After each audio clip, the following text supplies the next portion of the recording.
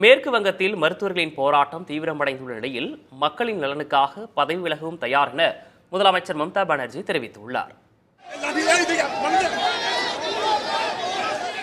கொல்கத்தா ஆர்ஜிகர் மருத்துவமனையில் பெண் மருத்துவர் பாலியல் வன்கொடுமைக்கு உள்ளாக்கப்பட்டு படுகொலை செய்யப்பட்ட விவகாரத்திற்கு நீதி கேட்டு பயிற்சி மருத்துவர்கள் வேலை நிறுத்த போராட்டத்தில் ஈடுபட்டு வருகின்றனர்.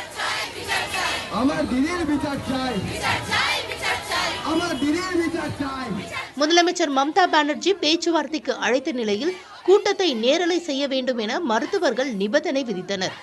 ஆனால் அதற்கு அரசு தரப்பு மறுப்பு தெரிவித்ததால் பேச்சுவார்த்தையில் மருத்துவர்கள் பங்கேற்கவில்லை. இது தொடர்பாக பேசிய மம்தா தாமும் மருத்துவர் படுகொலைக்கு நீதி கோரியே நிற்பதாக கூறினார். மருத்துவர்களின் போராட்டத்தில் 7 லட்சம் நோயாளிகள் பாதிக்கப்பட்டுள்ளதாக கூறிய அவர் போராட்டம் முடியாததால் மேற்கு வங்க மக்களிடம் மன்னிப்பு கோருவதாக தெரிவித்தார். 3 நாட்களாக பேச்சுவார்த்தை நடத்த காத்திருப்பதாகவும் பணிக்கு திரும்ப உச்சநீதிமன்றம் உத்தரவிட்டும் அதனை மருத்துவர்கள் பொருட்படுத்தவில்லை என்றும் குற்றம் சாட்டினார். இருந்தபோதும் மேற்கு வங்க அரசு மருத்துவர்கள் மீது ஒழுங்கு நடவடிக்கை எடுக்கவில்லை என்பதையும் சுட்டிக்காட்டினார்.